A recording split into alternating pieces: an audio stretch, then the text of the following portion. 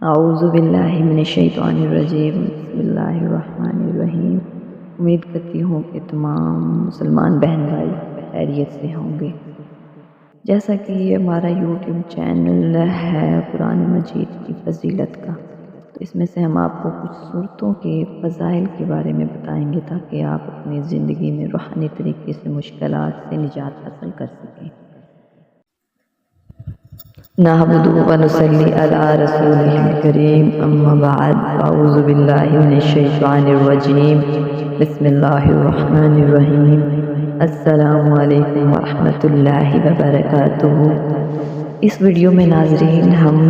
سورہ سجدہ کے فضائل کو بیان کریں گے۔ سورہ سجدہ وہ سورت ہے جسے حضور صلی اللہ علیہ وسلم نے کثرت سے پڑھا ہے،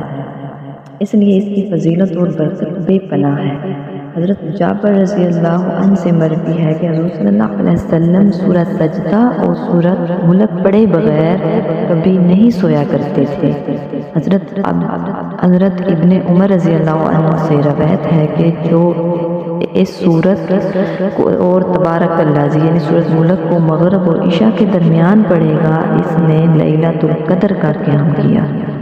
یعنی کہ وہ لیلۃ القدر میں عبادت کرنے کا ثواب پائے گا۔ سورہ سجدہ قیامت کے دن اس طرح آئے گی کہ اس کے دو بازو ہوں گے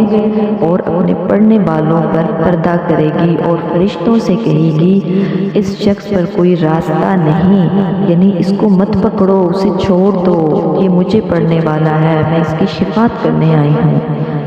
علم سجدہ اور تبارک اللہ دیگر صورتوں پر یعنی کہ دوسری صورتوں پر 60 نیکیاں زائد رکھتی ہیں، اور ابن عمر نے 60 درجے فرمایا ہے، یعنی کہ یہ دونوں صورتیں دوسری صورتوں کے پڑھنے کی نسبت 60 نیکیاں زیادہ رکھتی ہیں، یعنی کہ وہ جو شخص ان کو پڑھے گا ان کو 60 نیکیاں زیادہ ملیں گی۔ یہ سورت جو سورہ سجدہ ہے، اس سے انسان کو پڑھنے سے عزت حاصل ہوتی ہے۔ اگر کوئی شخص کہیں پہ ملازمت کرتا ہو اور وہاں کے جو بڑے افسران ہیں اس سے سختی سے پیش آتے ہیں، اسے تنگ کرتے ہیں، تو اسے چاہیے کہ 7 دن تک بعد نماز فجر اس سورت کو یعنی کہ سورہ سجدہ کو 3 مرتبہ روزانہ پڑھے۔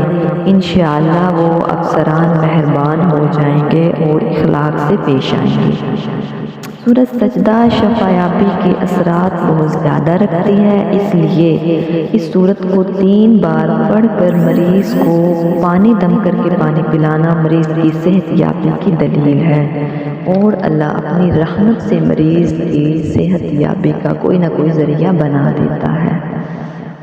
اگر کسی شخص کو مخالف فریق نے مکان، زمین اور جائیداد کے مسئلے میں بہت پریشان کر رکھا ہے، جیسا کہ ہمارے دنیاوی مسائل ہوتے ہیں، کوئی زمین پر قبضہ کر لیتا ہے، کوئی مکان پر قبضہ کر لیتا ہے، کوئی جائیداد پر قبضہ کر لیتا ہے، اور جو اس کا مالک ہوتا ہے اسے اس میں قبضہ نہیں کرنے دیتے بلکہ اس کو کہتے ہیں کہ آپ خام خواہ میں تنگ کر رہے ہیں، یہ جائیداد، یہ مکان، یہ زمین ہماری ہے، تو ایسے شخص کو چاہیے کہ وہ 21 دن تک اس سورہ مبارک کو یعنی کہ سورہ سجدہ کو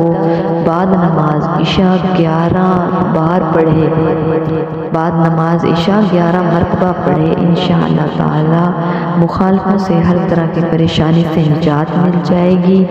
اور اس شخص کا جو مکان، زمین یا جائیداد کسی کے ناجائز قبضے میں ہے تو وہ اس کو مل جائے گا۔